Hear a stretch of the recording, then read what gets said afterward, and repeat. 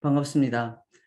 오늘은 하나님의 말씀에 반응하다라고 하는 제목으로 열왕기하 22장 1절부터 10절 그리고 23장 21절부터 27절 말씀을 생각해 보려고 합니다. 하나님의 말씀으로서의 성경의 가치를 새삼스럽게 이야기할 필요가 있겠습니까? 하지만 성경이 누누이 말하고 있고 그 나라들의 역사, 말씀의 원리를 생활의 지표로 삼았다가 그것을 거절한 그런 나라들이나 우리 개인의 경험으로 보기에도 우리가 하나님의 말씀을 가까이 하는 것보다 더 탐낼 만한 가치로운 것은 없습니다. 저 유명한 시 119편은 장장 176절이라고 하는 긴 시구에 걸쳐 하나님의 말씀과 법의 가치를 노래합니다. 거기에도 내가 주의 계명들을 금곧 순금보다 더 사랑하나이다 라고 말씀하지 않습니까?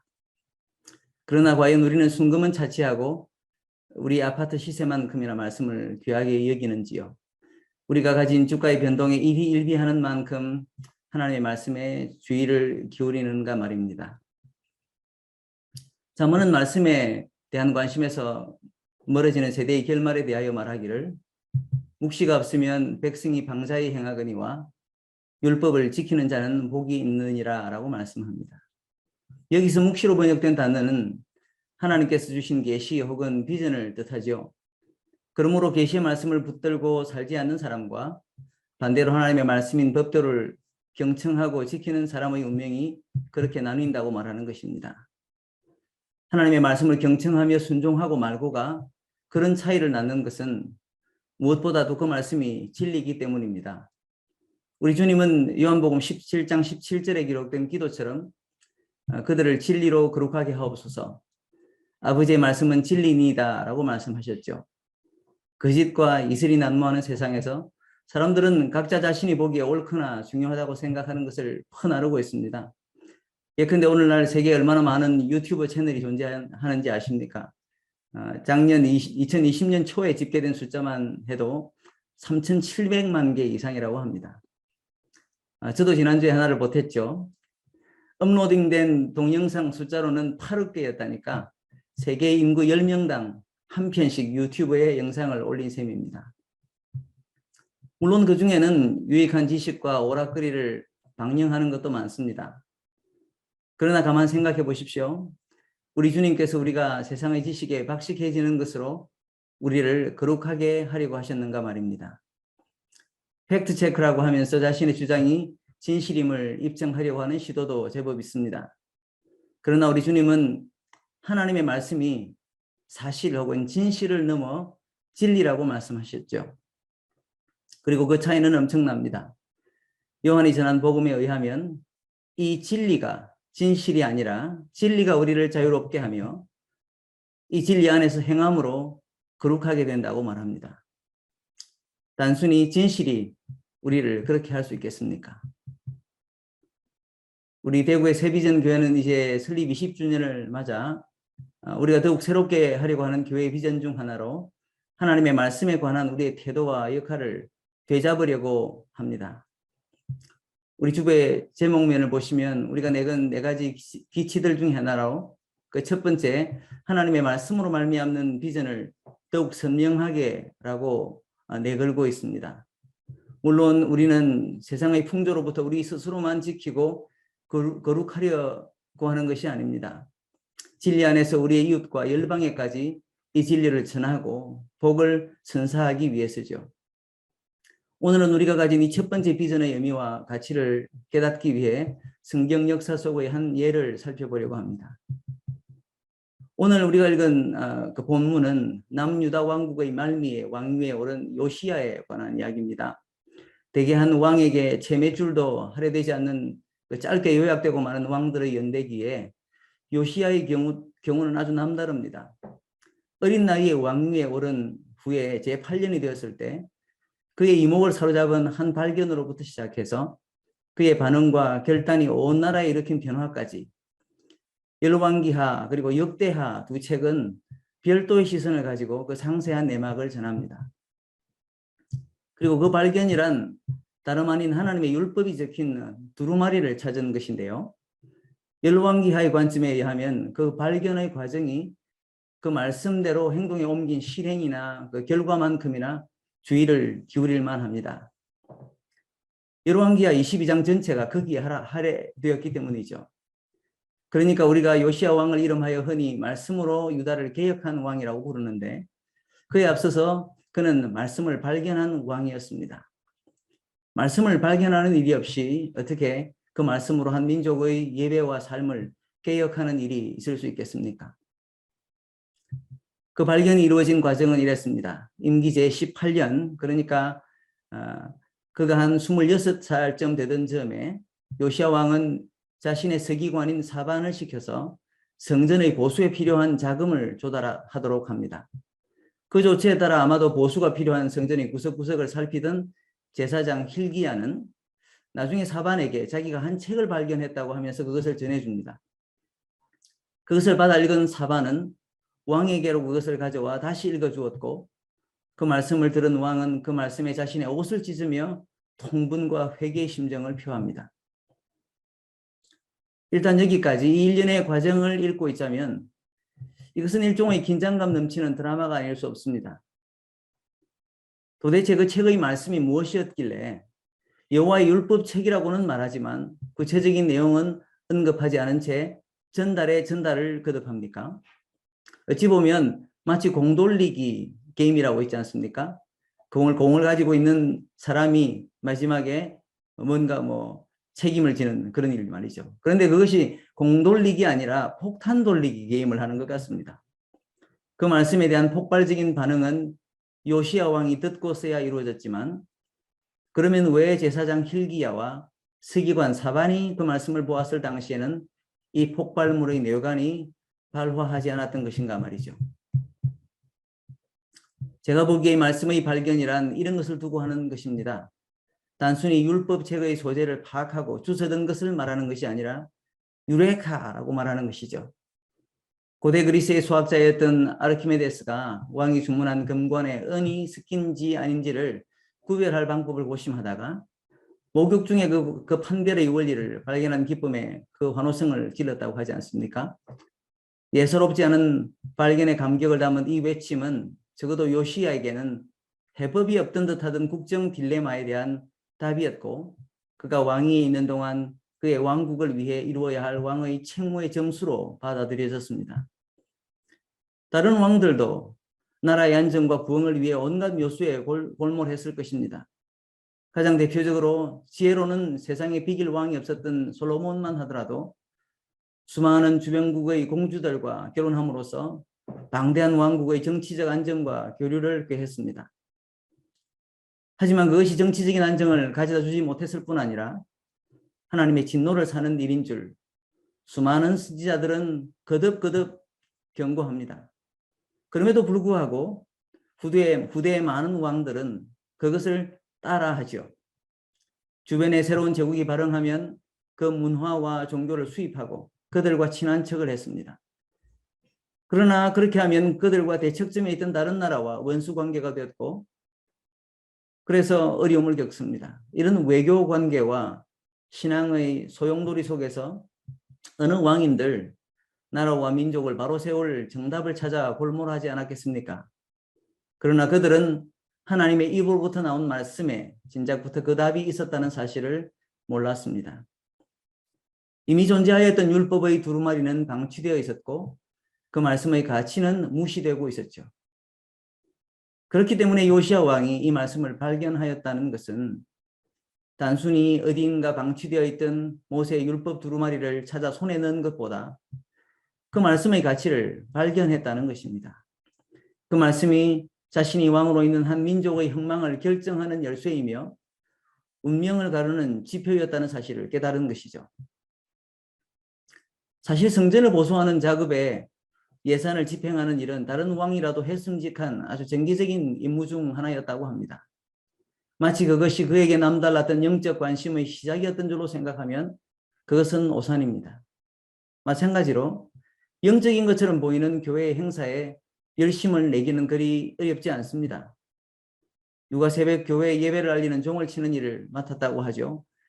제가 어릴 적에 한 중학생 때쯤 섬에 있는 그 교회에 종은 없었지만 앰프를 트는 일을 맡았습니다.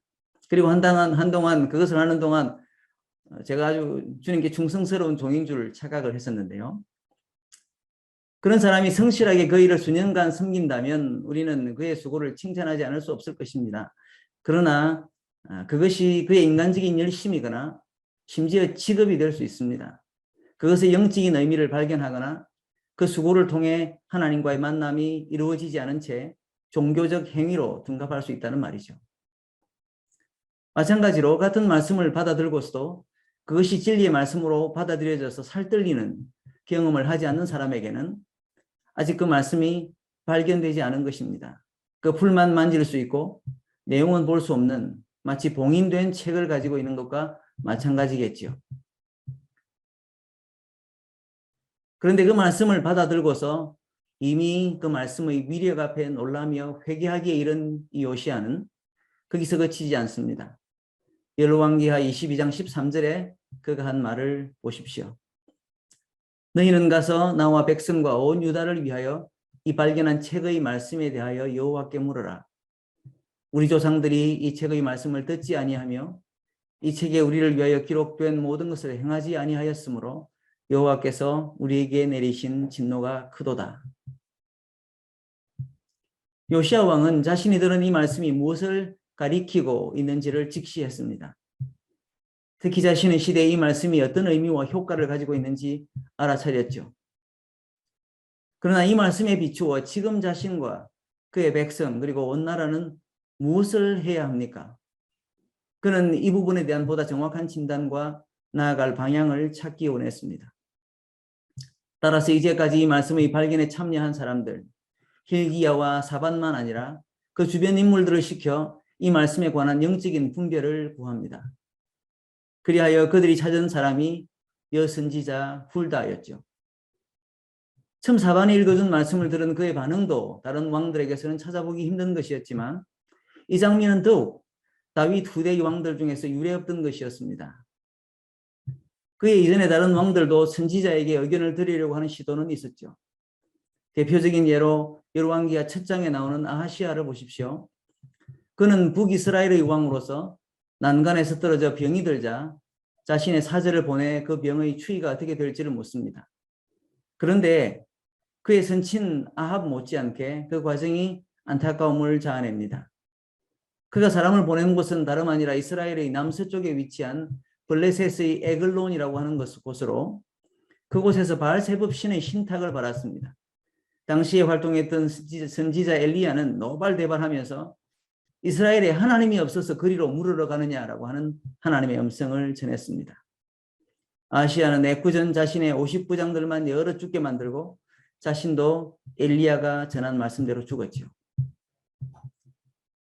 나라와 백성을 향한 하나님의 생각에는 관심이 없이 일신의 안녕에만 신경을 곤두세우는 왕은 아시야만이 아니었습니다.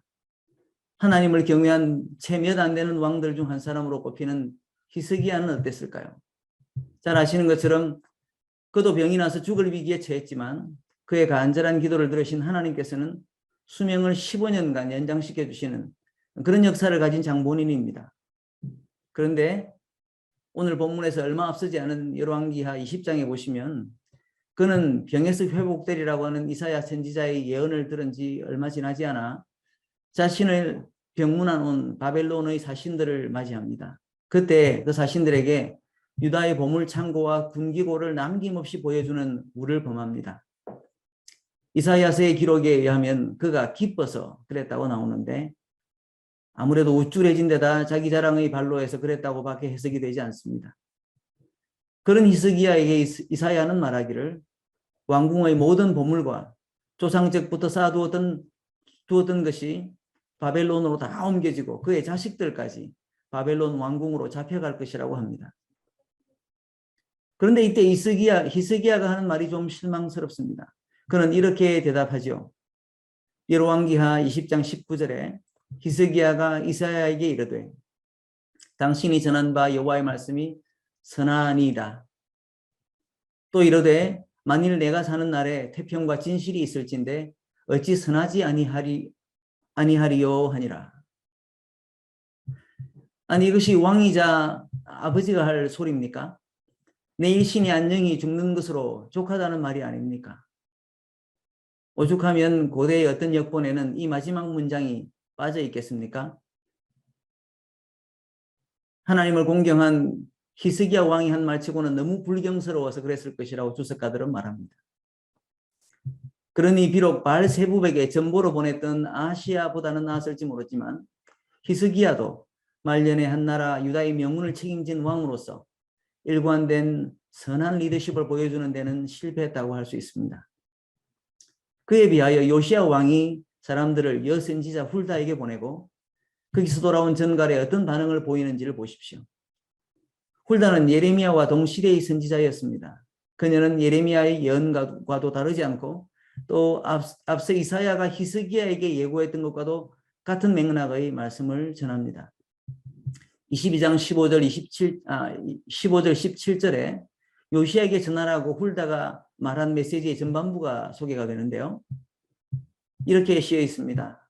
훌다가 그들에게 이르되 이스라엘 하나님 여호와의 말씀이 너희는 너희를 보낸 사람에게 말하기를 여호와의 말씀이 내가 이곳과 그 주민에게 재앙을 내리되 곧 유다 왕이 읽은 책의 모든 말대로 하리니 이는 이 백성이 나를 버리고 다른 신에게 분향하며 그들의 손의 모든 행위로 나를 경노하게 하였습니다.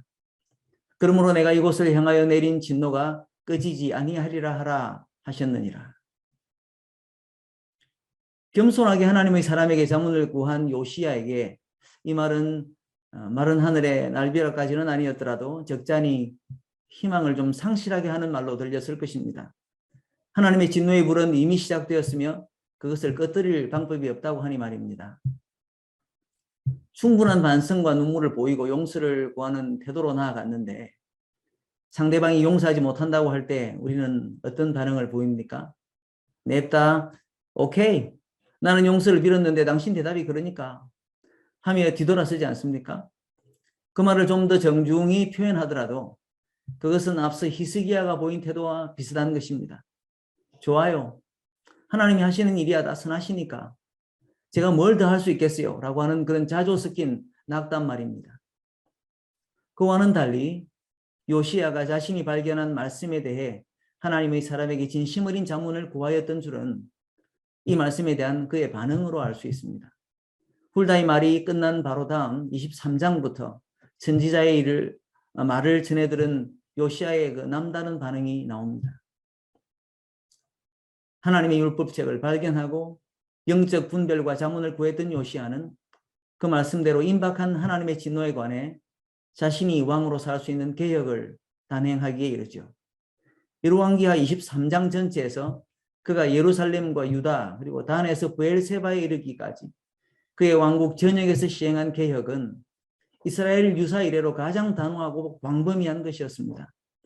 그는 선대의 왕들이 유다 민족에게 끌어들인 이방 신들의 신상과 신전, 제사장들을 정화하였을 뿐만 아니라 하나님을 숨긴다고 하면서 이방 신에 대한 제사와 혐오스러우리만치 혼합된 양상을 제거하기 위해 우후죽순처럼 솟아난 산당들을 없앴습니다. 그리고 이 민족에게 기념하라고 하나님이 명하신 유월절을 부활시키죠. 사사시대 이후로 몇 번 그것을 회복한 예가 있었지만 요시야 때만큼 유월절의 의미가 제대로 부각된 기념절은 없었다고 23장 22절은 전합니다. 그가 이런 개혁을 단행함에 있어 혼자서 말씀에 감동받고 법으로 시행했던 것도 아닙니다. 23장 초반부를 보십시오. hil기야에서 사반으로, 사반에서 자신에게로 율법의 두루마리가 전해졌던 것을 그는 모든 지도자들과 유다와 예루살렘 주민들을 불러 그 말씀을 읽어 들리며 그들의 동의와 헌신을 구합니다. 마치 모세가 신명기에서 하나님의 언약을 전하듯 그가 단 위에서 말씀하고 백성들은 그 말씀을 따라 행하겠다고 하는 그런 약속을 갱신합니다. 하나님의 말씀을 담은 두루마리 책에 대한 이런 요시야의 반응을 두고 23장 25절은 이렇게 평합니다. 요시야와 같이 마음을 다하며 뜻을 다하며 힘을 다하여 모세의 모든 율법을 따라 여호와께로 돌이킨 왕은 요시야 전에도 없었고 후에도 그와 같은 자가 없었더라. 열왕기에서 보통 칭찬받을 만한 업적을 남긴 왕인 경우에 그의 사직에 대한 종합평가는 누구누구가 여호와 보시기에 정직히 행하여 그의 조상 다윗의 모든 길로 행하고 좌우로 치우치지 아니하였더라 라고 되어 있습니다. 요시야에 대한 22장 서두의 소개 역시 마찬가지였죠. 그러면 23장 말미에 이 추가적인 평가는 무엇을 두고 하신 말씀일까요? 그것은 하나님의 말씀대로 요시야가 바로잡은 개혁의 진정성을 두고 말씀한 것입니다. 왕의 입장이 되어서 한번 생각해 보십시오. 한 회사의 팀장이나 아니면 가족의 가장이 되어서 가족을 이끄는 일만 하더라도 간단히 무슨 일 수행하기가 얼마나 어렵습니까? 돈 100만 원 가지고 아들 부탁 들어주려고 하면 또 딸이 마음에 걸리고 이런 일이 얼마나 많습니까? 그런데 나라는 오죽하겠습니까? 열강들에 둘러싸여 시시각각 변하는 국제관계 속에서 대외적 안보를 유지하는 것도 쉽지 않은데 나라 안으로는 경제와 치안, 지역 간 균형과 정의의 구현 등 민심을 살펴야 하는 일이 결코 간단하지 않습니다. 그런 가운데 하나님의 율법에서 명한 예배의 질서를 세우는 것은 제사장이나 다른 종교 지도자들이 할 일이라고 핑계할 수 있지 않겠습니까? 그리고 거기에 열심을 가진다 한들 미비한 점에 대해서는 내가 국가대사로 좀 바빠서 라고 변명할 여지가 얼마나 많았겠습니까? 그렇기 때문에 요시야가 대단하다는 것입니다.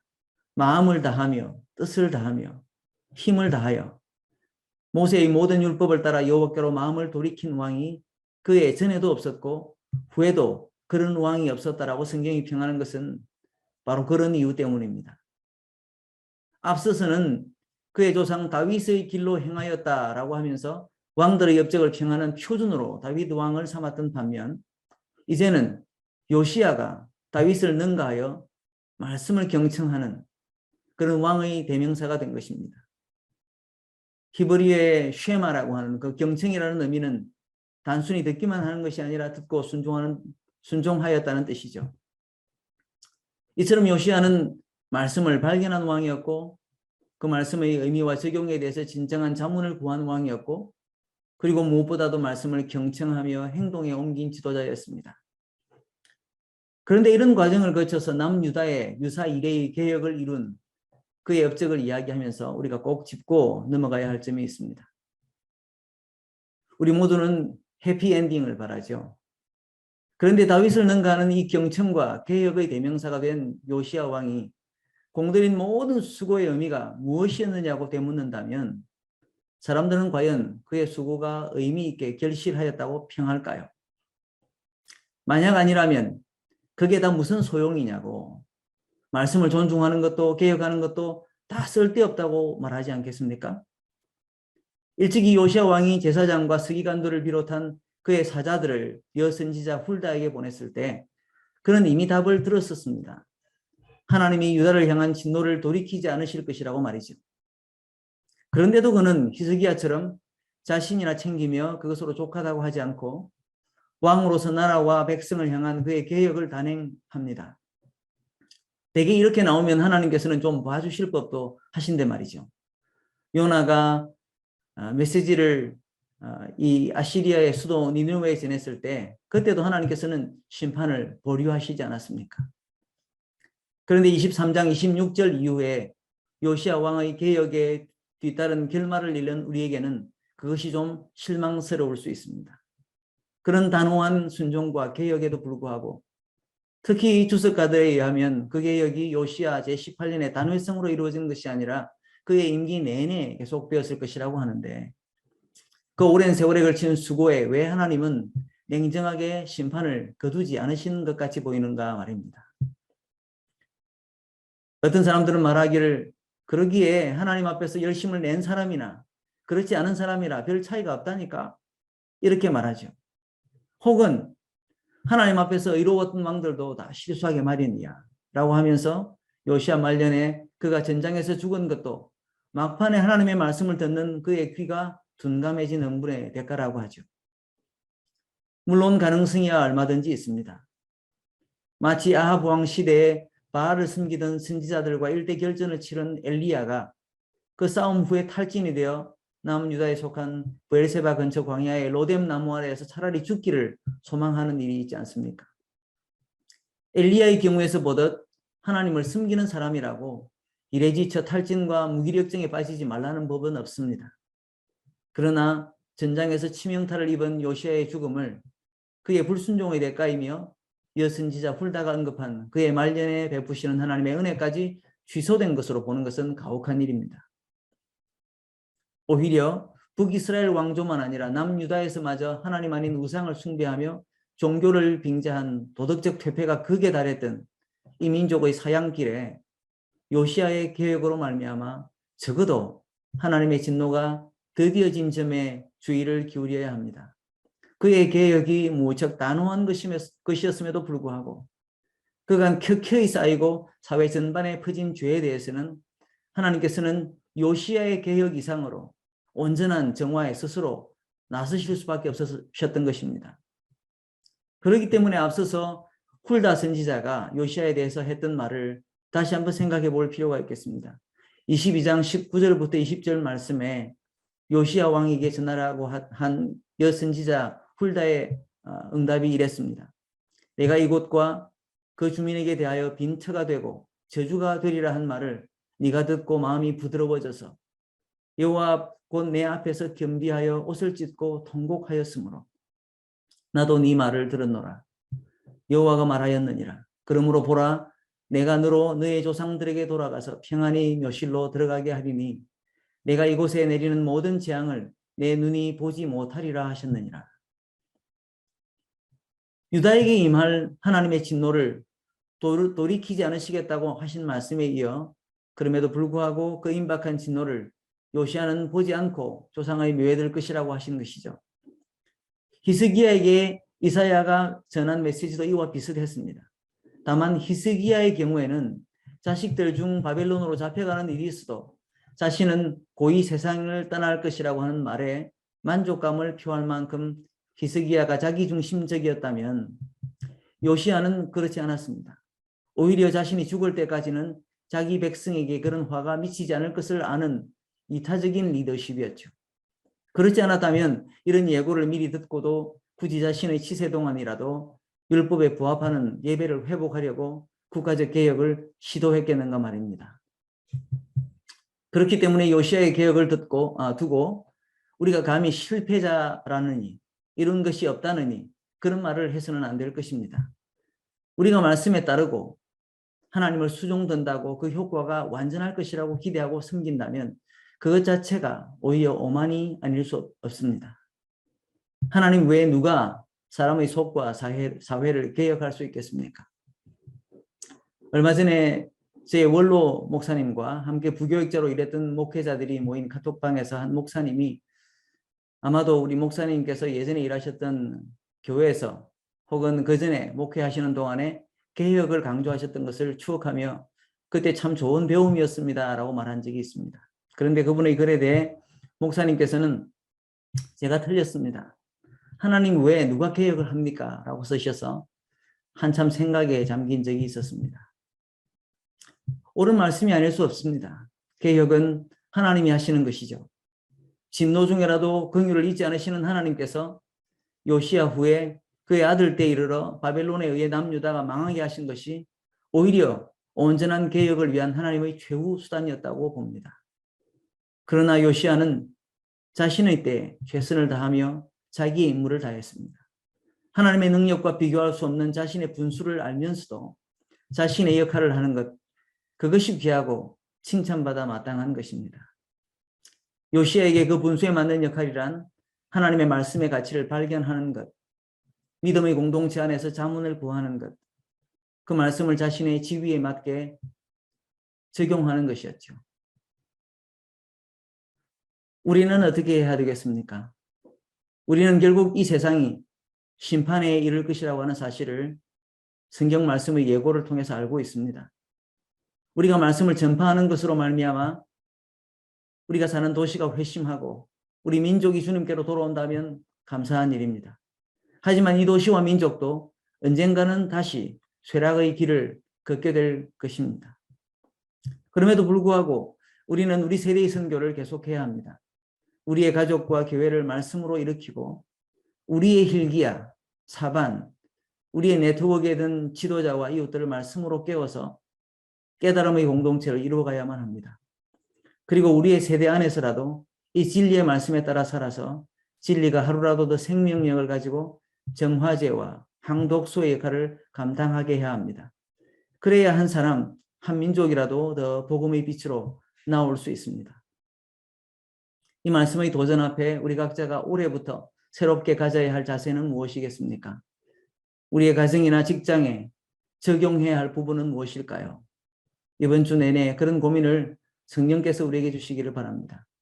그리하여 진리의 말씀이 가리키는 대로 더 선명한 비전을 가지고 살며 실천하는 우리 교회가 되기를 간절히 바랍니다.